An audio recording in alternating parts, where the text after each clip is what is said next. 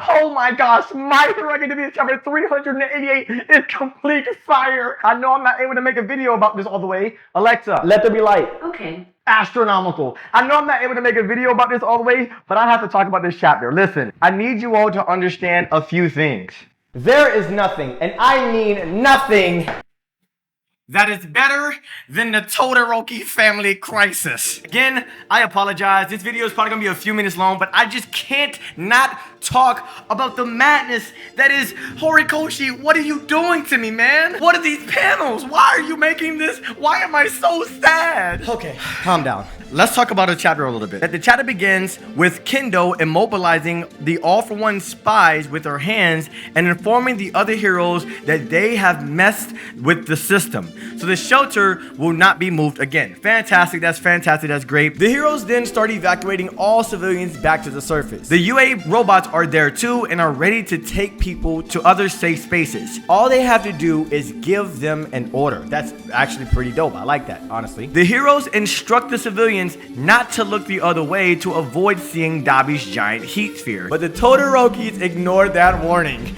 Now, this is freaking off. This is the beginning of the saddest moments in My Hero Academia, but the greatest moments in My Hero Academia at the same time. And I'm gonna tell you why, literally in about a couple minutes. Ray makes a worried expression and immediately gets in one of the bike-shaped robots, asking Natsu to protect his sister. Obviously, that's not gonna happen. He's gonna try to protect you too, Mom. Yes, I'm calling you Mom. She then asks the robot to take her to the source of that heat. The robot says that he's there to follow the human's order, and the flashback ends. Fantastic flashback to allow an understanding of why Ray ended up being exactly where she was at the end of last chapter, which is about to die, but it's neither here nor there. Back to the present. The robot has been totally destroyed by the heat and died, doing a thumbs up. Ray screaming Toya as her face continues to burn. Endeavor wonders if she's keeping herself alive by using her ice on herself and plan to do the same thing with Toya. Everyone already knew that this was a reality that's going to happen. She's going to try to cool Toya down. That heat is just too much for that fire. It's just too much. Endeavor tells her to back off because she will burn to death. But she responds by saying that the same goes to them. Mama Ray.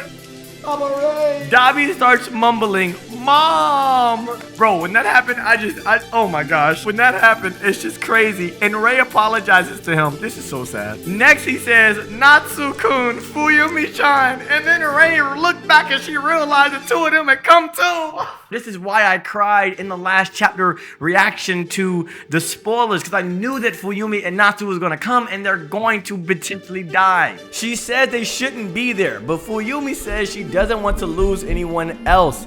Natsu remembers when he used to ignore Toya's complaints, imagines himself properly talking to him as a kid. He's making hallucinations. He's looking back and saying, I'm sorry, big bro, I didn't mean it. I should have done better. He's looking at his life at a different way. Oh my gosh, Natsu for president, Natsu for president. Endeavor thinks to himself that if he uses more fire to propel them upwards, Toya's body will reach its limit. He asks, please don't take them too. That line, please don't take them too. And we see a vision of all of them in a what-if future with the grown Toya wearing Dabi's jacket.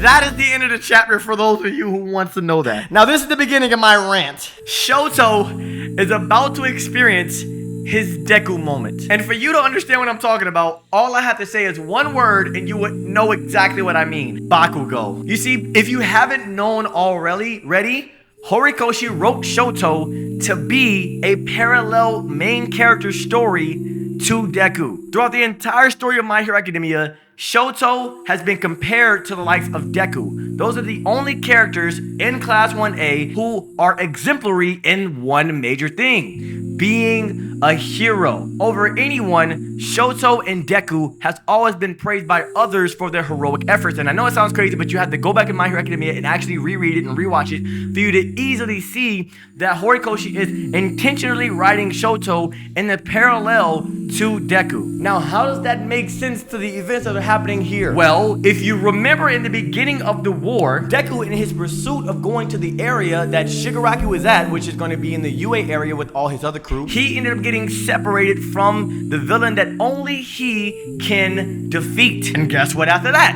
He tried his hardest to get to the UA area because he's the only person that can genuinely beat this person. He has a responsibility to beat this person. and when he arrives, death is the only thing that he can comprehend. The death of Bakugo, along with Mirio's wise wisdom, is the thing that allowed Deku to not only go to his fullest limits, but also control that so that he's able to use 100% one for all at one time. And guess the freak what just happened? Dabi, who was the villain that only Shoto can defeat, got away from Shoto. Shoto then was told that, hey, You need to be the person that's going to Gunga Mountain to fight against Dabi because you're the only one that can actually stop him. Ida, take him with you. Shoto is currently on his way to Dabi, but Dabi is in the midst of killing his entire family. And when Shoto arrives, inevitably within the next chapter or two, Someone's gonna be gone. and Shoto is going to break. And the someone that I fear is going to die.